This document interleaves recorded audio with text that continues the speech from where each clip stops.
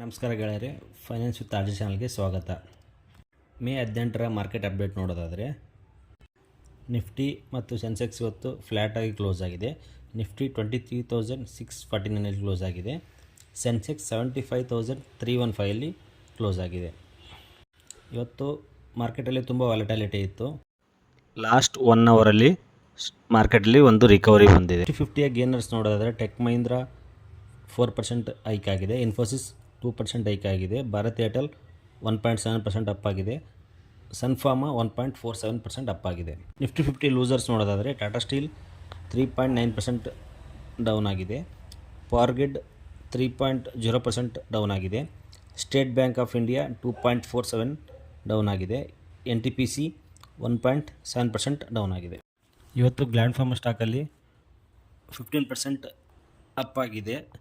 ಇದಕ್ಕೆ ರೀಸನ್ ಬಂದು strong Q4 result. So profit almost 97% year on year jump ಆಗಿದೆ. ಅದಕ್ಕೋಸ್ಕರ ಸ್ಟಾಕು ಸಡನ್ ರ್ಯಾಲಿ ಮಾಡಿದೆ. ಅದೇ ರೀತಿ ಗ್ರೇಟ್ ಈಸ್ಟರ್ನ್ ಶಿಪ್ಪಿಂಗ್ ಕಂಪನಿ ಕೂಡ 10% ಗೇನ್ ಮಾಡಿದೆ. ಆಲ್ ಟೈಮ್ ಹೈ ಕೂಡ ಟಚ್ ಆಗಿದೆ. ಇದಕ್ಕೆ ರೀಸನ್ ಬಂದು Q4 ರಿಸಲ್ಟ್ ಅನೌನ್ಸ್ ಮಾಡಿದ್ದಾರೆ.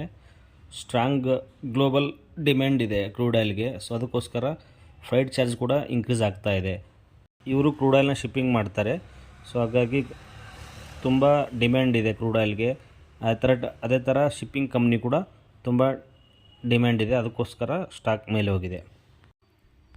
ಇವತ್ತು ವಾಲಟಾಲಿಟಿಗೆ ಮೇನ್ ರೀಸನ್ ಅಂದರೆ ಬ್ರೆಂಟ್ ಕ್ರೂಡ್ ಆಯಿಲ್ ಪ್ರೈಸ್ $110 ಮೇಲೆ ಹೋಗ್ತಾ ಇದೆ. ರುಪಿ ಕೂಡ ನ್ಯೂ ರೆಕಾರ್ಡ್ ಲೋ ಟಚ್ ಮಾಡಿದೆ. $96 ಪರ್ ಡಾಲರ್ ಆಗಿದೆ. US ಇರಾನ್ ಟೆನ್ಷನ್ ಇನ್ನೂ ಜಾಸ್ತಿ ಆಗ್ತಾ ಇದೆ. ಅದಕ್ಕೋಸ್ಕರ ತುಂಬ ವಾಲಟಾಲಿಟಿ ಮಾರ್ಕೆಟಲ್ಲಿ ನೋಡೋಕ್ಕೆ ಸಿಗ್ತಾ ಇದೆ. ಇದೇ ಥರ ಸ್ಟಾಕ್ ಮಾರ್ಕೆಟ್ ಅಪ್ಡೇಟ್ಗೋಸ್ಕರ ವಿಡಿಯೋನ ಲೈಕ್ ಮಾಡಿ, ಚಾನಲ್ನ ಸಬ್ಸ್ಕ್ರೈಬ್ ಮಾಡಿ. Thank you.